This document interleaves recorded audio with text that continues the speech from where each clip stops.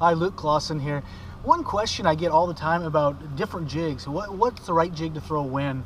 And really three jigs that I throw quite a bit from Dirty Jigs are the three signature series jig I have. The Luke Clausen Finesse jig, a Luke Clausen compact pitching jig, and a casting jig. All of these are not necessarily a flipping jig. They can double as that, but they're not meant exclusively for that. A couple of the jigs we have, the compact pitching jig is one of the first ones we designed, which is actually a smaller jig. It's similar to a lot of flipping jigs we've seen in the past with an Arky style head, but it's got a lot of weight forward, so it causes the bait to fall pretty quickly. Both that and the Finesse jig have a custom 60-degree Gamakatsu hook.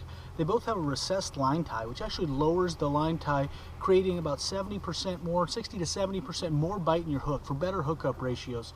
The compact pitching jig is a a fine strand skirt, so it's still a smaller profile, but it flows really well. Yeah, I use it a lot in situations where I still want that bulky profile of a full-size jig, but a smaller package. So when you get in areas that are really pressured, really clear water, it really excels there. Great smallmouth and spotted bass jig. Both the little jigs work really well for those species or in those situations. Now it's kind of the question, which one do I use when? This again is a bulkier profile, so the compact pitching jig has a stockier profile. It's not as streamlined as the Finesse jig. The Finesse jig, you see the body of it's a lot more slender, but yet you have a lot of this action here. So actually the Finesse jig is going to hit the bottom and it's going to flare a lot, so you're going to have a lot more action. A lot of times I'll cut the skirt down on this and make it even a smaller profile. Water's really cold. I really like this here. It actually slows your bait down a lot with the spider cut skirt. So your bait has a lot of dead action to it, which is really important to have when the water's cold.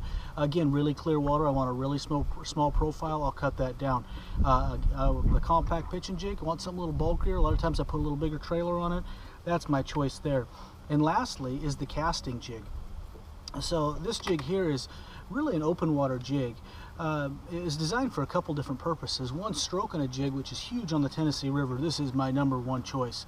Really weight forward design. You want that bait to come up and it just shoots straight back down. That's your goal when you're stroking that jig. Really important to have all that weight up in the head. It also has a 111 hook, which is with an O'Shaughnessy bend. Really important for fish that are jumping. So it's a great smallmouth jig too. You want to throw a jig for smallmouth, this is the hook to have. They can't throw the bait, but even largemouth, you get them way out there, you have a lot of stretch, you're fishing that open water, casting that jig, that hook's going to pin them, they can't throw the bait.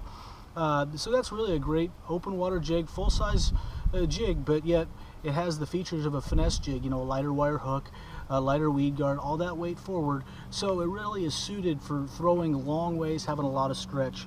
All these jigs, you can use a multitude of different lines. People ask what action. It really depends on what kind of cover you're in, what you think you can get away with. If the water's really clear, I've thrown the compact pitching jig on 16-pound gamma before, and the hook's going to hold up fine for it and pitch it around like I would a full-size jig, but have that little small package.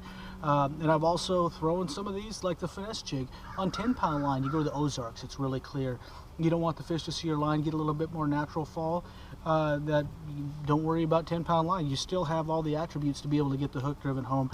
And same with the casting jig. Anywhere from 10 to 15-pound line. Usually I use a 12 or 14-pound gamma just to get the bait to fall a little bit more naturally, stroking it, get it down a little quicker. A lot of times this bait I'm fishing a little bit deeper than a lot of these other ones. So hopefully that helps you know when to pick which jig.